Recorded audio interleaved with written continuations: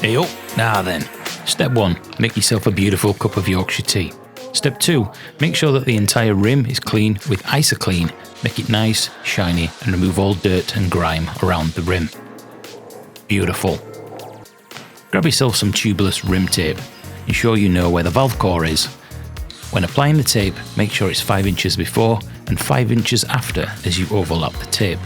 Applying slight tension to the tape and make sure there are no air bubbles anywhere around the tape.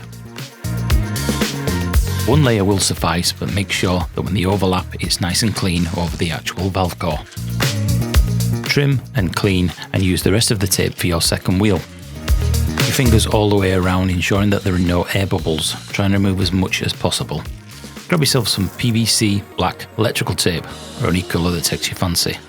Apply this over the actual original bike tape, ensuring a nice clean line. Stretch it to give it a little bit of elasticity and make sure it's nice, smooth and clean.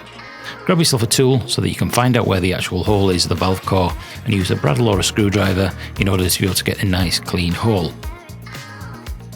Beautiful. Insert your valve core, making sure it's nice, tight and flush. Add the rubber seal, making sure that you put the correct bolt on with a little seal mark on the bottom. Finger tighten these. Next, we will add the actual valve core. Insert this in by hand and add a tool to tighten it up. Next, we're going to inflate the tyre until it cracks and pushes the bead onto the tyre wall.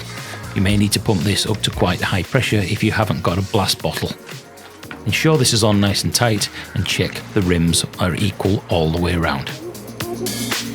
Leave your bike tyre overnight to ensure that it actually stays inflated. Release all the air from the tyre and remove your valve core. Grab yourself a tubeless injector kit. These are much cleaner than actually putting it in the tyre wall, and it doesn't go everywhere. Set this to 160 as 140 will be going into the tyre with some of the fluid left in the actual pipe. Ensure that all the valves are nice and tight so this doesn't squirt everywhere when you actually put this into the tyre. Squirt this in and set the non-return valve so when we undo the valve it doesn't squirt everywhere out of the pipe. Put your valve core back in and ensure this is nice and tight and increase the tension on the lower bolt. Next, we're going to do the hokey cokey and we're going to shake it all about. So all that's left now is just to put some air into the tyre. I would put a little bit more than usual in there.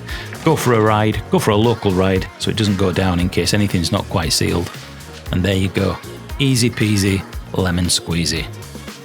What are you waiting for? Get out and go for a ride.